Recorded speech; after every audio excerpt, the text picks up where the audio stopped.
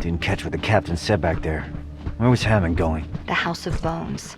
We're almost there. Hello, Johnny from Eurogamer here, and this is Mutant Year Zero, Road to Eden. More specifically, its official B-roll from the E3 demo build of Mutant Year Zero, which is no bad thing as, believe you me, my playthrough was nowhere near as slick as the stuff you're going to see in this video. Anyway, I've been intrigued by Mutant Year Zero ever since developers The Bearded Ladies released that cinematic involving the most dramatic moment gaming's ever seen, involving a can of ham.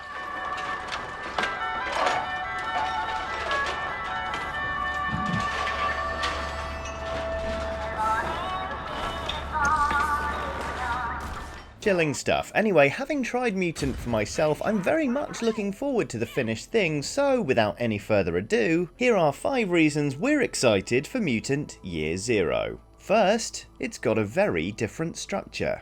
If you've played a turn-based strategy game before, you'll already be well used to the ebb and flow of the action as the experience progresses. In games like XCOM, for instance, you go on a mission, then you return to base to consider your next move, heal up your soldiers, and generally get your house in order. Mission, maintenance, ebb, flow, wax on, wax off. Both of these phases are very important, of course, with each one determining the strength of your starting position at the top of the next. That said, given how radically different they are in structure, the influence of these two phases on one another is fairly indirect. While you're playing with the same pieces, your influence on the continued action in any given phase only goes so far. This is decidedly not the case in Mutant Year Zero, as the two phases, turn-based strategy and not turn-based strategy, flow seamlessly into one another. When you're not in the midst of a turn-based battle, you're in exploration mode. It's here that a lot of the game's story plays out as you pick your way toward the next objective or encounter. Most importantly, exploration mode is also an opportunity to scavenge up any supplies you'll need along the way, like medpacks or scrap, both of which are important if you want to keep your 3 heroes standing. My favourite thing about this phase during my half hour or so with Mutant Year Zero was that it rewarded curiosity. While the path through the snowy woods was clear enough, wandering off to one side rewarded me with an extra medpack. More importantly though, thoroughly scouting the area opened up some different approaches to the pockets of enemies ahead, and it's here that the benefits of having the downtime phase flow seamlessly into the combat phase really make themselves known. The exploration phase isn't just an opportunity to regroup and get your hands on some much needed items, it's about giving yourself the biggest tactical advantage possible once the action kicks off again. Use this phase wisely and you can not only get a read on the environment, your enemies and their positions relative to one another, you can also position your squad to have the greatest impact once the action eventually kicks off again. Note that I say eventually here because more often than not in Road to Eden it's up to you to decide when to go loud, alert the enemy and start the turn-based action proper. This is tied intrinsically to the next reason we're excited about Mutant Year Zero, which is to say it's a surprisingly deep stealth experience. While exploring the environment, you'll be in control of one lead character, with the others following dutifully behind. In order to help them see, they'll be equipped with a flashlight, which is also a useful indicator of whether or not you're in stealth mode. With the tap of a button, that torch will go out and all of the characters will start sneaking. You can also split the party when it suits you, controlling each of the characters individually in order to get them exactly where you want them, but we'll get back to that in just a moment. You'll be turning that light on and off again frequently during this phase in order to avoid detection by your enemies. As you skulk about the place, you'll see a circle surrounding each of your foes, indicating their field of vision, or rather the distance from which they'll detect you. If you keep your torch on, this circle is considerably bigger, so it's well worth your time to go dark when near any hostiles. Now, because the game's two phases flow straight into one another, exploration is also an opportunity to even the odds before you start a proper engagement. In the demo, 2 of the game's characters, Selma and Dux, had silenced weapons. Selma had a silenced pistol, while Dux had a surprisingly punchy crossbow. By carefully splitting the party, as mentioned earlier, and manoeuvring each of these characters into position, it's possible to ambush isolated enemies and kill them outright before they get the chance to sound the alarm. Rinse and repeat this tactic often enough and you can stack the odds heavily in your favour once the fight proper kicks in. Proceed stealthily enough, in fact, and some fights can be avoided altogether.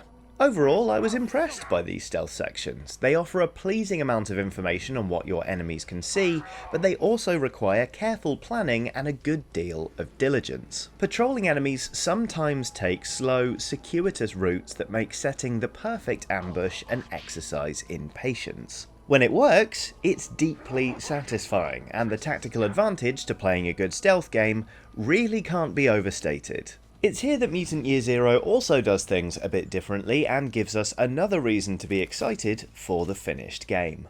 As you can probably tell from the footage, the turn-based movement and combat is pretty familiar fare, with cover, lines of sight, and abilities like Overwatch for you to consider. Familiar though it may be, however, there are a few things Mutant does very much in its own style which help make it feel like a very different strategy experience. For one thing, there's the sense of scale.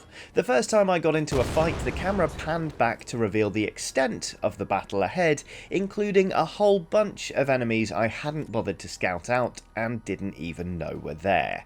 And they were involved from the very beginning. In other words, I was immediately in trouble. Mutant Year Zero is not afraid to throw a lot of enemies at you, nor is it shy about giving you a very large area to fight in. This, of course, means that getting flanked is a serious concern from the get-go. Indeed, thanks in part to the exploration phase getting you set up for a fight, each turn-based section in Mutant Year Zero feels like plunging straight into a pitched battle. There's no sense of hoping your squad placement is good while tentatively searching for the enemy in your first few turns, a la XCOM, because that setup has been done already. Instead, the action is intense from the very first round, and that's a great feeling, but it also means you can come unpinned very easily if you haven't started from a favourable position, leading neatly into the next point, that Mutant Year Zero is tough. I played Road to Eden toward the end of the second day of E3 2018, once most of the appointments had already taken place, in other words. At that point, only one person had made it successfully through the demo, and I was definitely not that person. Indeed, it very quickly became apparent I didn't have a cat's chance in hell of making it all the way through. The demo was comprised of a section a few hours into the game, so doubtless there were a lot of vital lessons I was missing along the way, but either way I found Mutant Year Zero to be really very punishing.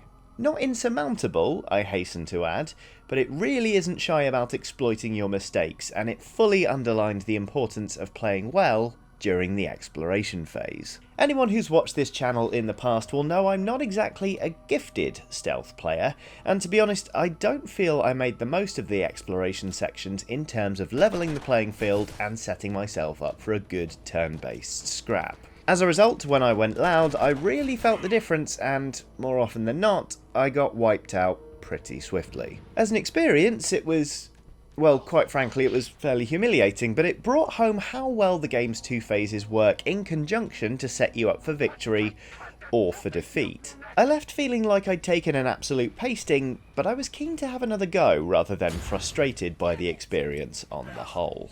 Of course, one of the things you'll notice Mutant Year Zero doing very differently to other strategy games is that it only gives you 3 characters to play with. Always. You won't be able to increase your squad size, as in other games you'll always have just 3 people to get the job done. It means you'll feel the pinch sometimes in combat, granted, but overall, it's a part of Road to Eden's greater story emphasis. Now, don't get me wrong, I get attached to certain members of my XCOM squad as much as the next person, but there's something about Mutant Year Zero giving us voiced characters with their own personalities and relationships that's really refreshing for a turn-based strategy game. Having them chat amongst themselves while you stalk your way across the environment gives the sense you've got a real squad of actual characters on your hands. It's nice to have the story drip-fed to you in these moments, and also to get an insight on how they're feeling about their mission from moment to moment. It's all tied into the main reason I'm looking forward to Mutant Year Zero, which is to say, the setting. As you probably know, it's an adaptation of a pen and paper role-playing game that first debuted in 1984 and is an absolutely massive hit in Sweden, where the video game is also being developed. Mutant is a post-apocalyptic setting in which the players are, wait for it, mutants, trying to scrounge what they can from the wastelands around them and search for the fabled Eden. The video game, meanwhile, has clearly been developed by a team that really loves the source material. During the demo, the tabletop role-playing game was spoken about with genuine reverence, and they'd actually borrowed the original manuscript for the duration of E3, mostly because it was a cool thing to have there. It was this black and orange folder with pages that had been typed out on a typewriter, laboriously rather than printed. Anyway, it's a really vibrant world to set the game in other words, and it should make for some interesting set pieces and bits of lore to explore. And there you go, 5 reasons we're excited for Mutant Year Zero Road to Eden. But what do you think? Your thoughts are very welcome in the comments below. Hopefully you enjoyed this video. If you did, there are plenty more on screen for you to watch right now. Do like and subscribe for plenty more from Eurogamer, but most importantly, thank you very much for watching, and have a lovely day.